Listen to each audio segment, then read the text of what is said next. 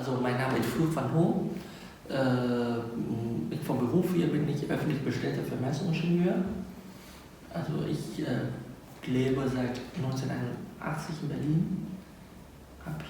Bin zur Schule gegangen, mein Abitur gemacht, mein Studium hier gemacht, zweites Staatsexamen und momentan führe ich ein Büro mit ca. 30 Mitarbeitern. Also seit 1981, seitdem bin ich in Berlin fest und die ganze Zeit war ich in Berlin.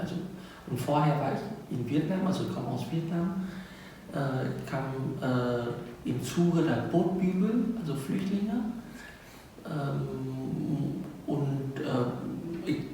Ich bin ja geflüchtet aus Vietnam mit dem Boot, war so ungefähr eine Woche lang auf dem Meer.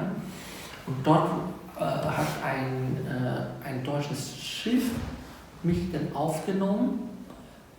Und von dem Schiff war ich in der Kurs in einer Flüchtlingslager für einen Monat.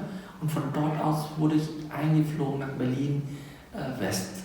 Ja, hier bin ich in ein Wohnheim gekommen, im Grunewald. Also wir waren in Berlin, wir kamen mit dem Flugzeug, mit der Fluggesellschaft Pan Am, ob Ihnen das schon sagt. Die Fluggesellschaft existiert nicht mehr. Es war schon komisch, dass man irgendwo umsteigen musste, glaube ich, ja, und auf ein amerikanisches Flugzeug, das war eine amerikanische Gesellschaft, und das war uns schon ein bisschen komisch, ne? Aber als wir in Berlin kamen, die Befürchtung, da haben wir keine Gedanken verloren gehabt, also über die Angst, sondern das war vielmehr, wie können wir schnell die Gesellschaft integrieren, weil die ganze Betreuung, die um uns war, die war so gut durchgeplant, ja, und dass wir in so einem Heim, jeder hat seine Zimmer und so weiter, also die Betreuung war so gut, dass wir da auf einmal keine Angst hatten damals und fühlen uns auch sehr, sehr wohl. Damals war ich noch klein, ja, 11, 12 Jahre alt, habe ich nicht viel wahrgenommen, aber um mich herum, ich glaube, die Leute waren glücklich, dass sie in Westberlin gekommen waren. Ja, im Grunewald, wo die türkische Botschaft momentan da ist, im Grunewald, da gab ein deutsches großes Haus. Ja, und die Flüchtlinge wurden richtig betreut dort. Also sie werden zur Schule gebracht, Sprachbetreuung, Integration, zum Beispiel, wie ist das Essen hier in Deutschland? Benutzen von Gabel und Löffel und werden alles richtig, und wir Jugendlichen haben auch eine eigene Betreuer. Ja, und diese Wohnheim standen damals auch enge Verbindungen zur Schule, dass wir auch vernünftig die Schule besuchen konnten und die Sprache Schritt für Schritt erlernen konnten. Und so nach 2, 3 Jahren, wenn wir so weit sind, in die Gesellschaft reinzukommen, hat man uns sozusagen eine Wohnung gesucht. Und dann können wir dann selber unser Leben selber gestalten. Also war ziemlich gut, fand ich. Ja, und gut gelungen damals, also diese Betreuung.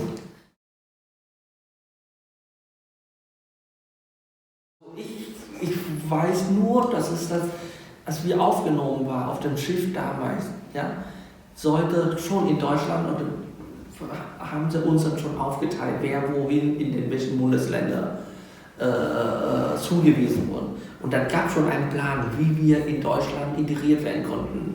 Ja, das habe ich im Nachhinein mitbekommen. Korrekt, das haben Sie total recht. Als wir aufgenommen wurden und wir sind nach Singapur gebracht werden, also sagen wir so für 4 Wochen, da haben alle Leute ein bisschen Angst gehabt. Berlin, ja, was ist das für ein Land, ja, oder was ist das für eine Stadt, ne? Und man hat auch gehört, da um uns herum waren Kommunisten, ja, Russen, ja, Sowjetunion, ja, um uns herum, und davon sind wir weggelaufen, ja, und jetzt sollen wir wieder nach Berlin kommen und um uns herum ist genau dieses System, ja, dieser Kommunismus, das System, das haben wir nicht mehr geschafft, ja. Ja, also da haben wir sehr viel Angst gehabt. Ja. Aber ich glaube, wir haben keine Wahl. Ja, und wir wussten auch nicht, ob wir überhaupt, wenn wir das Thema offiziell ansprechen sollten, ob wir dann überhaupt die Möglichkeit haben, ins Ausland zu gehen. Weil viele sind nur entweder Mann oder Frau allein am Boot und die haben dann noch Verwandte in Vietnam. Und die möchten jetzt schnell wie möglich ein normales Leben führen, um dann den Kontakt nach Vietnam in die Heimat aufzunehmen und dann sozusagen Antrag auf Familienzusammenführung stellen zu können, damit man die hier nach Deutschland holen könnten. Und das wusste man auch damals schon, dass Deutschland sehr human ist, was die Familienzusammenführung war. Und das ist auch tatsächlich eingetreten. Ja. Also mein Vater oder viele Leute, die am Boot waren, die konnten danach, also nach ungefähr ein halbes Jahr hier in Deutschland, konnten sie sofort einen Antrag auf Familienzusammenführung stellen für meine Mutter. Und es wurde auch auch genehmigt, obwohl mein Vater damals keine Arbeit hatten. Also gar nichts, es war mittellos in Deutschland. Ne? Trotzdem hat mein Vater den Antrag gestellt und auch zugestimmt bekommen für meine Mutter und 5 Geschwister. Und ich glaube, nach einer kurzen Zeit haben wir so die Zustimmung von der Botschaft bekommen. Nur in Vietnam hat man uns erst kurz nach der Wiedervereinigung meine Mutter nach Deutschland gehen lassen. Ja. Ja, oder kurz vor, kurz danach. Also weil das hat einen Systemumbruch. Nicht nur in Deutschland, sondern dort hat auch eine große Auswirkung. Ja, weil die wissen schon, jetzt ist ein Umbruch hat in Deutschland stattgefunden.